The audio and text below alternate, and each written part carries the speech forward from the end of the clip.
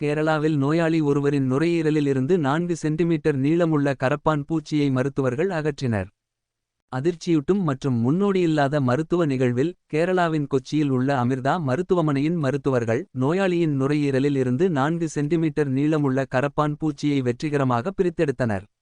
கடுமையான மூச்சுத் திணறலை அனுபவித்த நோயாளி பிப்ரவரி 22 அன்று உயிர்காக்கும் செயல்முறைக்கு உட்படுத்தப்பட்டார்.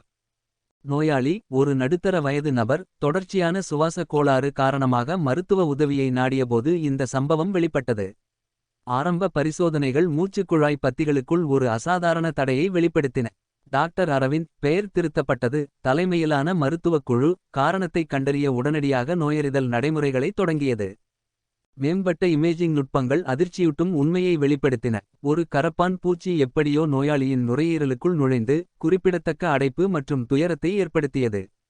தொடர்ச்சியான எக்ஸ் கதிர்கள் மற்றும் ப்ரோன்கோஸ்கோபி மூலம் பூச்சியின் இருப்பு உறுதி செய்யப்பட்டது. இந்த வழக்கை மேற்பார்வையிடும் நுரையீரல் நிபுணர் டாக்டர். நோயாளியின் சுவாச மண்டலத்தில் ஒரு உயிருள்ள கரப்பான் பூச்சி இருப்பதைக் கண்டு நாங்கள் ஆச்சரியப்பட்டோம் என்று டாக்டர் அரவிந்த் பெயர் திருத்தப்பட்டது கூறினார். இது ஒரு முன்னோடியில்லாத சவாலாக இருந்தது. இது துல்லியம் மற்றும் நிபுணத்துவம் தேவை. நுட்பமான பிரித்தெடுத்தல் செயல்முறை திறமையான அறுவை சிகிச்சை நிபுணர்கள் மயக்க மருந்து நிபுணர்கள் மற்றும் செவிலியர்கள் அடங்கிய குழுவை உள்ளடக்கியது. நிகழ்நேர இமேஜிங் மூலம் வழிநடத்தப்பட்டு அவர்கள் கரப்பான் பூச்சியை அடைய சிறப்பு கருவிகளை கவனமாக சூழ்ச்சி செய்தனர். செயல்முறை கிட்டத்தட்ட 2 மணி நேரம் நீடித்தது. இதன் போது நோயாளி பொது மயக்க மருந்துகளின் கீழ் இருந்தார். கரப்பான் பூச்சி மூச்சு குழாயில் தஞ்சம் புகுந்தது காற்றோட்டத்தை தடை செய்தது என்று டாக்டர் அரவிந்த் பெயர் திருத்தப்பட்டது விளக்கினார். தொற்று மற்றும் சுவாச செயலிழப்பு உள்ளிட்ட மேலும் சிக்கல்களை தடுக்க நாங்கள் விரைவாக செயல்பட வேண்டியிருந்தது.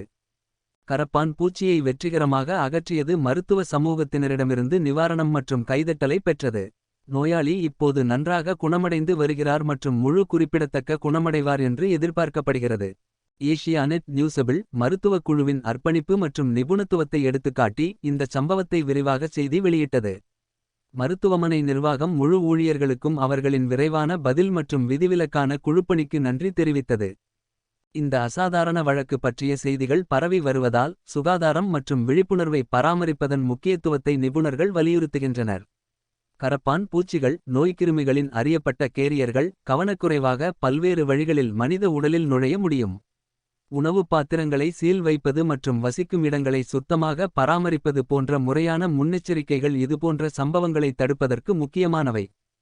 நோயாளியின் அனுபவம் மிகவும் எதிர்பாராத சவால்களை கூட மருத்துவ அறிவுத்திறன் மற்றும் நோயாளி கவனிப்பில் அசைக்க முடியாத அர்ப்பணிப்பு மூலம் சமாளிக்க முடியும் என்பதை நினைவூட்டுகிறது. மருத்துவ வரலாற்றின் ஆண்டுகளில் இந்த குறிப்பிடத்தக்க பிரித்தெடுத்தல் சந்தேகத்திற்கு இடமின்றி அதன் இடத்தைக் கண்டுபிடிக்கும் நோயாளிகள் மற்றும் சுகாதார நிபுணர்களின் பின்னடைவுக்கு ஒரு சான்றாகும்.